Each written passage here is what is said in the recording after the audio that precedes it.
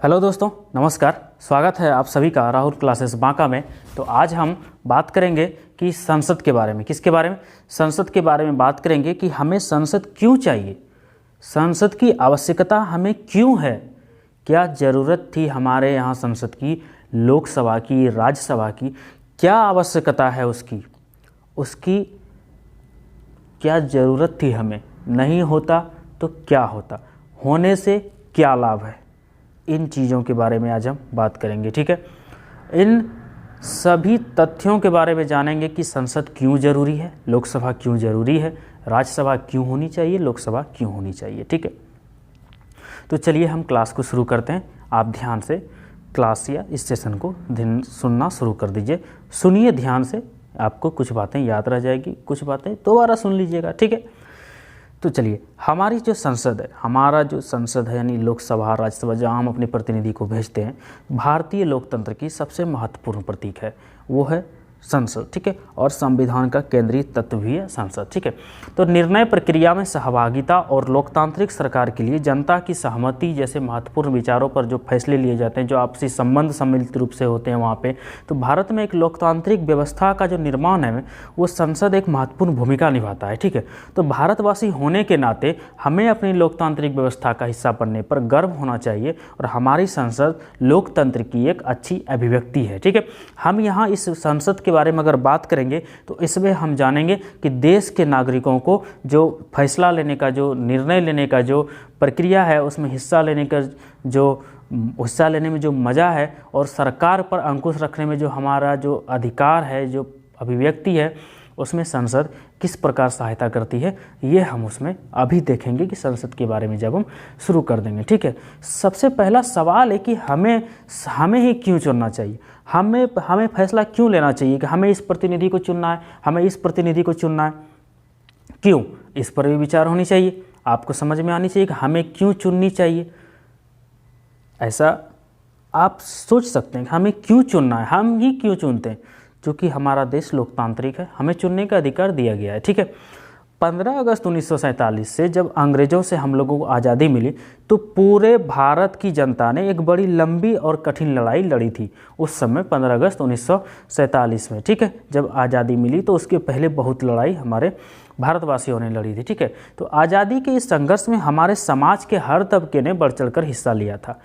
इसमें भाग लेने वाले जो विभिन्न पृष्ठभूमियों के लोग थे, स्वतंत्रता सेनानी थे, समानता था निर्णय प्रक्रिया में हिस्सेदारी के विचारों से वो लोग प्रेरित थे। ठीक है, जिन्होंने इस लड़ाई में हिस्सा लिया था। लेकिन औपनिवेशिक भारत के लोग ब्रिटिश सरकार के बहुत से फैसलों से असहमत होने के बावजूद डरे और सहमे रहते थे। डर तो उस समय बना ही रहता था, क्योंकि अंग्रेज़ों, देश तो हमारा स्वतंत्र हो गया था, लेकिन पूरी तरह से अभी भी हम लोग डरे हुए थे कि अंग्रेज़ है, कहीं फिर से कोई नया चीज़ ना ला दे, कुछ नया कानून ना ला दे। डर तो डर होता है, तुरंत आज़ादी मिली हुई थी, दिक्कत हो रहा था। ठीक है, सरकारी फैसलों या कानूनों की जब आलोचना होती थी, अगर उनकी आलोचना कर दी जाती थी लोगों के द्वारा, तो उन्हें कठोर दंड से भुगतना पड़ता था उन लोगों को। ठीक है, फिर 1857 आया और देश में शुरू हुआ स्वतंत्रता आंदोलन के दौरान राष्ट्रवादियों ने जो ब्रिटिश सरकार की आलोचना थी और अपनी जो मांगे थी वो रखनी शुरू कर दी। ठीक है, 1885 में भारतीय राष्ट्रीय कांग्रेस का गठन हुआ था और इसमें भारतीय राष्ट्रीय कांग्रेस ने विधायिका में सांसदों के निर्वाचन और उन्हें बजट पर खर्च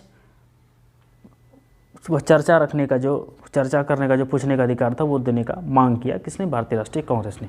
1909 में गवर्नमेंट ऑफ इंडिया एक्ट में कुछ हद तक निर्वाचित प्रतिनिधित्व की व्यवस्था की मंजूरी भी दे दी गई, लेकिन राष्ट्रवादियों के दबाव में बनी इन शुरुआती विधायिकाओं में न तो सभी वयस्कों को वोट डालने का अधिकार था और न ही निर्णय प्रक्रिया में आम लोगों की कोई भागीदारी थी। ठीक है, तो ये सब चीज़ें स्वतंत्रता के बाद हो गया था। ठीक है, तो हम लोग को ऐसा लगता था कि जो ब्रिटिश राज की जो मनमानी थी और उसके मनमानियों को झेलने में और स्वतंत्रता संग्राम में देश के हर तबके ने भागीदारी के आधार पर भारत के राष्ट्रवादियों को समझ में आ गया था कि आज़ाद भारत के निवासियों में अपने जीवन को प्रकाशित और प्रभावित करने वाले अहम फैसलों में भाग लेने की पूरी क्षमता है, लेकिन एक स्वतंत्र देश का नागरिक बनने और अपनी सरकार चुनने का जो यह अर्थ है ये कतई नहीं था, ये बिल्कुल ये नहीं था कि सरकार को मनमानी करने की छूट दे दी गई हो, ठीक है, बल्कि अब आज़ाद भारत की सरकार को जनता की मांगों और उसकी ज़रूरतों के प्रति संवेदनशीलता होना बहुत ज़रूरी था, संवेदनशील होना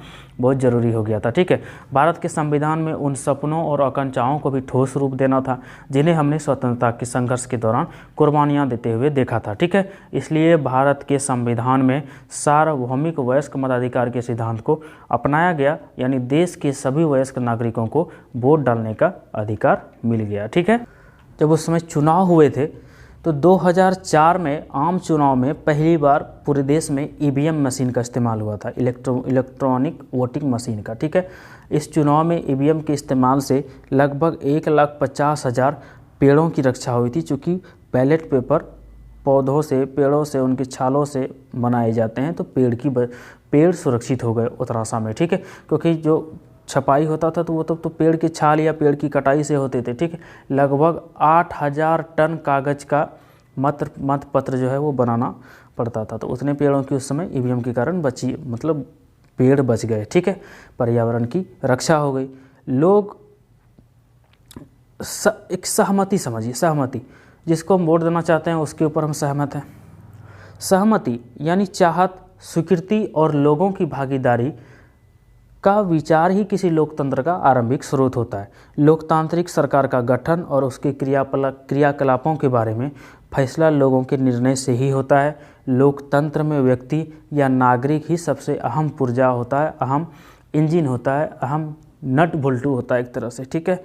यही सरकार को भी चुनता है और इसलिए सरकार और अन्य सार्वजनिक संस्थानों में नागरिकों की आस्था भी होनी चाहिए और नागरिकों के बारे में ही सोचना चाहिए, ठीक है। लोकतंत्र में सरकार को नागरिकों द्वारा मंजूरी देने का एक तरीका है कि चुनाव, जिसमें लोग संसद के लिए अपने जनप्रतिनिधियों को चुनते हैं और इन चुने हुए जनप्रतिनिधियों की एक समूह ही सरकार का क्या करती है, निर्माण करती है। क्या करती है? सरकार का निर्माण करती है, उसका गठन करती है और सभी निर्वाचित प्रतिनिधियों के समूह को ही संसद हम लोग कहते हैं, ठीक है, जो अलग अलग लोग भेजते हैं, जो सरकार से नियंत्रित और उसका मार्गदर्शन भी करती है। यानी अपने निर्वाचित प्रतिनिधियों के माध्यम से नागरिक ही सरकार बनाते हैं और उस पर नियंत्रण करते हैं, ठीक है। तो संसद में हम अपने प्रतिनिधि भेजते हैं। हम अगर अपने प्रतिनिधि भेजेंगे तो वही प्रतिनिधि हमारी मांगों को रख सकते हैं, हमारी बातों को रख सकते हैं, हमारे क्षेत्र की समस्याओं को उठाएंगे। ये सारा काम हम जिन प्रतिनिधियों को चुन के भेजते हैं वो हमारे तरफ से प्रतिनिधि के तौर पे वो काम करते हैं संसद में, ठीक है। आज़ाद भारत में गठित भारतीय संसद निर्णय प्रक्रिया में नागरिकों की भागीदारी तथा सहमति पर आधारित शासन के सिद्धांत पर चलती है, ठीक है। और लोकतंत्र के इस सिद्धांत में भारतीय जनता की आस्था और विश्वास की प्रतीक हमारी संसद जनता का प्रतिनिधित्व करने के कारण अपार संवैधानिक शक्तियों से परिपूर्ण है। कौन? हमारी संसद में, ठीक है। और भारतीय संसद आपको पता है एक निर्वाचित संस्था है जो नियम बनाती है हमारे लिए, कानून बनाती है हमारे लिए, और इसके 2 सदन हैं, एक है लोकसभा और दूसरा है राज्यसभा, ठीक है। राज्यसभा में कुल 245 सदस्य होते हैं और देश के उपराष्ट्रपति राज्यसभा के सभापति होते हैं। और लोकसभा में कुल 545 सदस्य होते हैं और इसकी अध्यक्षता कौन करता है? लोकसभा का अध्यक्ष करता है, ठीक है। तो अभी बताया कि भारतीय संसद का कितना हिस्सा होता है? 2 हिस्सा होता है। भारतीय संसद के 2 हिस्से होते हैं, एक राज्यसभा, एक लोकसभा, ठीक है। तो लोकसभा के लिए जनता प्रत्यक्ष रूप से वोट डालकर अपने प्रतिनिधि को चुनती है, अपने सांसदों को चुनती है। लेकिन और इसमें जो चुनाव होता है हर 5 साल में चुनाव हो जाता है, हम 5 साल में हर प्रतिनिधि को चुन लेते हैं। लेकिन पूरे देश में कितने 545 निर्वाचन क्षेत्रों में बांट दिया गया और 545 प्रतिनिधि हम चुनते हैं, ठीक है। लेकिन अलग अलग राजनीतिक दल भी होते हैं, जिस तरह अभी बहुत बड़े बड़े राजनीतिक दल हैं, बीजेपी हो गया, आरजेडी हो गया, तृणमूल कांग्रेस हो गया, और भी कई सारे दल हैं, ठीक है। तो ये बड़े बड़े दल अपने अपने प्रतिनिधि को खड़े करते हैं और आप अपने प्रतिनिधि को चुन करके भेज देते हैं संसद में, ठीक है, हमारी मांगों को रखने के लिए, ठीक है। जब ये चुन लिए जाते हैं तो इसको हम लोग चुनने के बाद क्या बोलते हैं? सांसद बोलते हैं या एमपी बोलते हैं, ठीक है। और चुनाव के बाद इनको बहुत सारे महत्वपूर्ण काम करने होते हैं, अपने मोहल्ले में, अपने गाँवों में, अपने सड़कों में, अपने क्षेत्रों में उन्हें काम ही काम करने पड़ते हैं, ठीक है। तो बहुत सारे काम हैं, उनको हमारी बातों को उनको रखना पड़ता है, वो हमारे मांगों को, अधिकारों को वहाँ पे आवाज़ उठाते हैं संसद में कि ये इसकी ये कमी, उसको ये कमी, यहाँ पे हमारे क्षेत्र में ये नहीं है, हमारे क्षेत्र में वो नहीं है। तो बहुत सारी चीज़ें हैं, ठीक है। अब देखिए, राष्ट्रपति, राज्यसभा और लोकसभा, ये तीनों भारत के संसद के 3 अंग हैं। राष्ट्रपति, लोकसभा और राज्यसभा, ये भारत की संसद के 3 अंग हैं। लोकसभा चुनावों के बाद सांसदों की सूची हमें पता चलती है कि कौन कौन कहाँ से सांसद चुने गए, ठीक है, और किस राजनीतिक दल के ये सांसद हैं और किस राजनीतिक दल के कितने सांसद चुने गए, ठीक है। सरकार उसी राजनीतिक दल की बनती है जिसे निर्वाचित सांसदों में से बहुमत प्राप्त होता है, यानी सांसद में चुने गए सभी सदस्यों की संख्या आधी से एक ज़्यादा।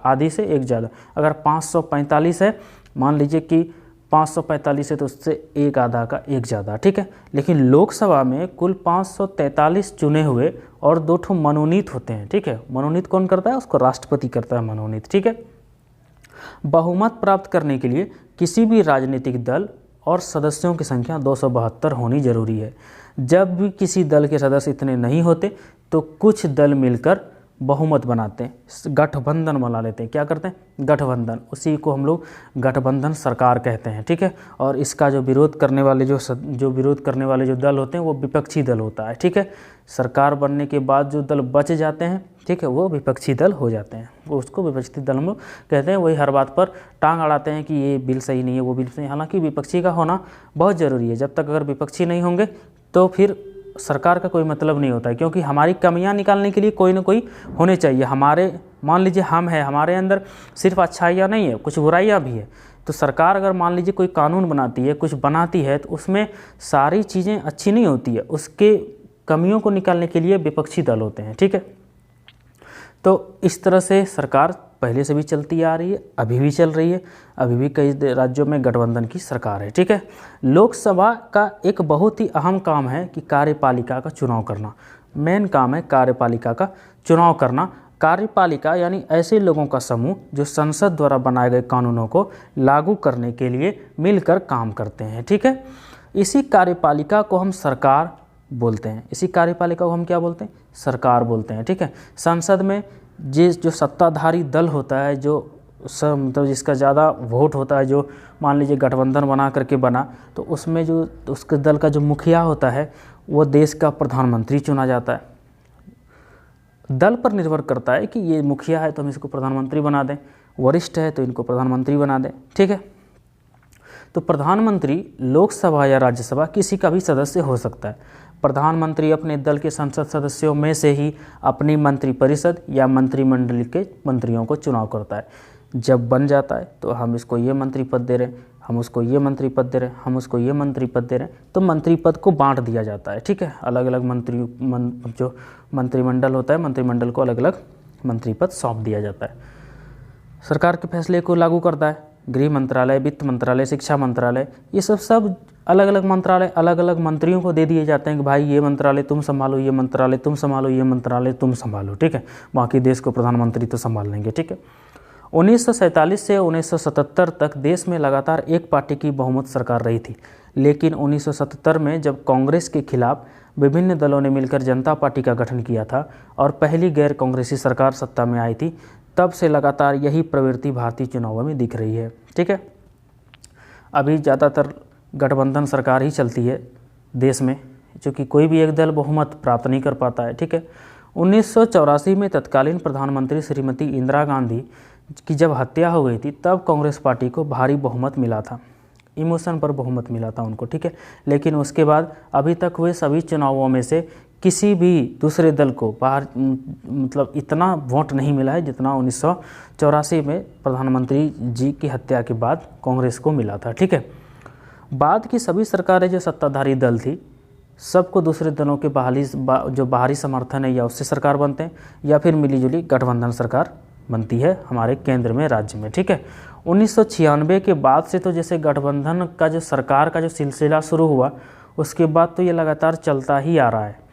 राजनीतिक अस्थिरता के दौर में 1996, 1998 और फिर 1999 में केवल 3 वर्षों के भीतर ही भारत में 3 बार लोकसभा के आम चुनाव हुए। फिर भी किसी एक दल को बहुमत नहीं मिल सका।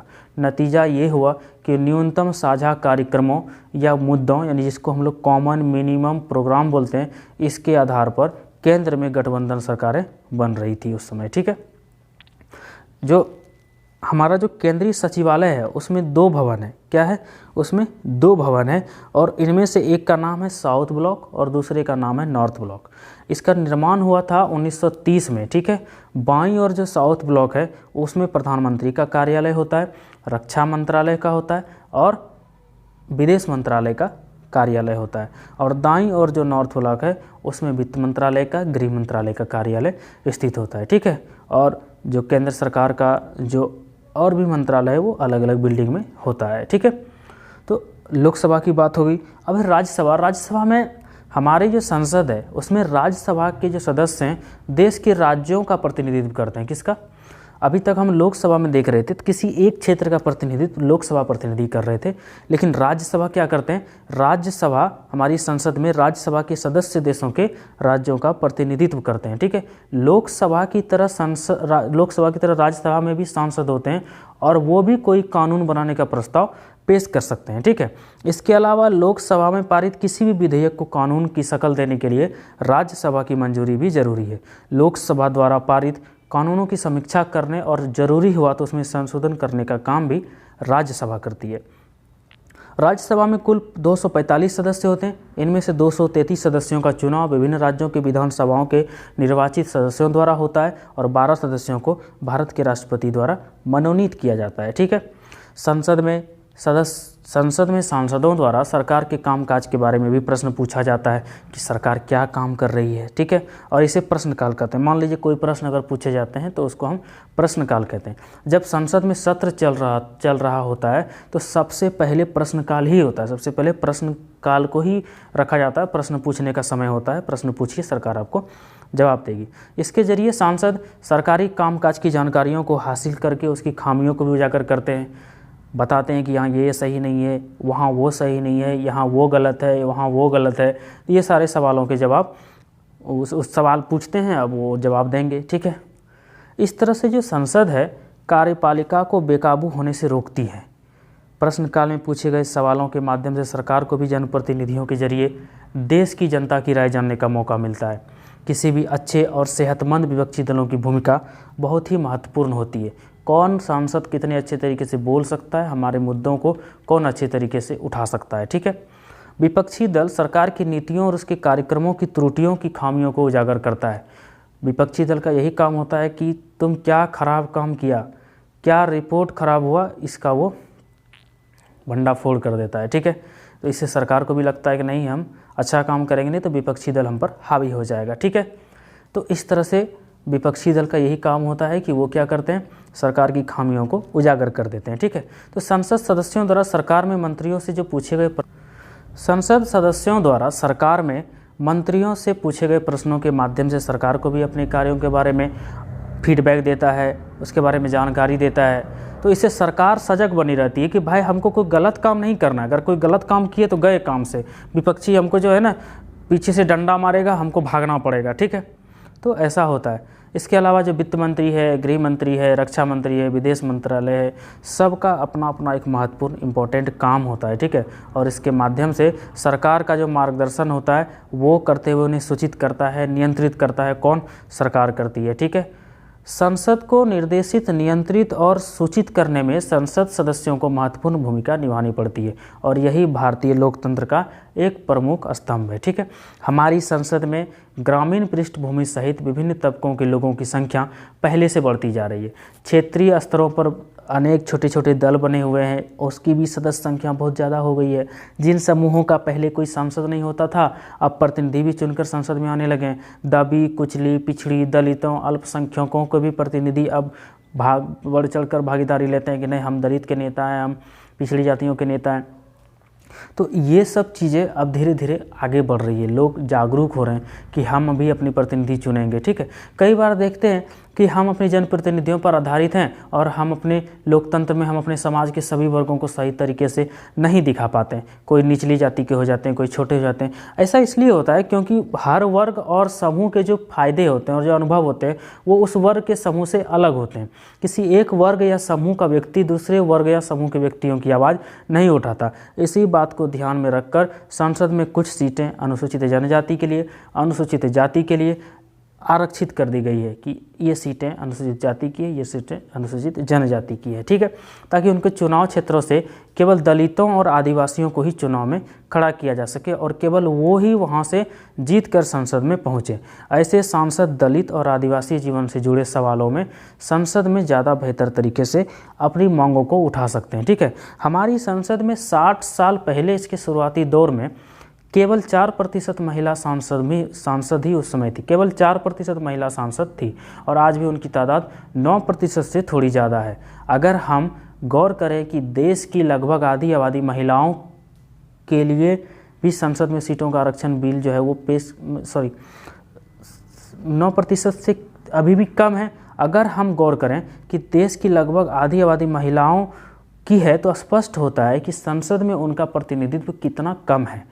इसी मसले पर हाल ही में एक बिल पेश किया गया था संसद में कि सीटों के आरक्षण का एक बिल पेश किया जा चुका है, लेकिन इस पर अभी भी बहस हो रही है। ठीक है, अभी भी हम बहुत सारे अनसुलझे सवालों के आंसर खोज रहे हैं, उत्तर खोज रहे हैं कि क्या हमारा लोकतंत्र वास्तव में देश और समाज के सभी तबकों के प्रतिनिधित्व देता है।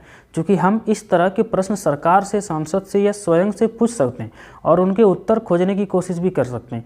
किसी लोकतांत्रिक व्यवस्था की ताकत और लोगों की आस्था में दरअसल यही बात सबसे महत्वपूर्ण होती है। इस प्रकार से हाल ही में महिलाओं के लिए सीटों में आरक्षण का सुझाव पेश किया गया है। इस सवाल पर अभी भी बहस जारी है। 60 साल पहले संसद में केवल 4% महिलाएं थीं, आज भी उनकी संख्या 9% से जरा सा ही ऊपर पहुंच पाया है। जब आप इस बात पर ध्यान देते हैं कि आधी आबादी औरतों की है तो ये साफ हो जाता है कि संसद में उन्हें बहुत कम जगह मिल रही है। ठीक है, ये बात पता चलता है और इस तरह के मुद्दों से ही हमारा देश आज बहुत मुश्किलों में और अनसुलझे सवालों में जूझ रहा है कि क्या हमारा लोकतंत्र व्यवस्था वाकई प्रातिनिधिक है या नहीं है। और ऐसे हम सवाल पूछ सकते हैं, तब उनके जवाब ढूंढने की हम कोशिश भी करते हैं। यह बात लोकतांत्रिक शासन व्यवस्था की ताकत को और उसमें भारत के लोगों की आस्था को भी झलकाती है। तो इस तरह से ये सब चीज़ें हैं। महिलाओं के आरक्षण, संसद के बारे में हमने बात की, लोकसभा के बारे में, राज्यसभा के बारे में बात की, कितने सदस्य होने चाहिए, ये इन सारी चीज़ों की जानकारी हमने अभी डिस्कस की है यहाँ पे। ठीक है, तो चलिए हमने संसद के छोटे से चीज़ों के बारे में यहाँ पे जान लिया है। मिलेंगे आपसे अगले दिन अगली जानकारी के साथ एक नई वीडियो में। ठीक है, अभी के लिए आप सभी का बहुत बहुत धन्यवाद, बहुत बहुत आभार। Thank you.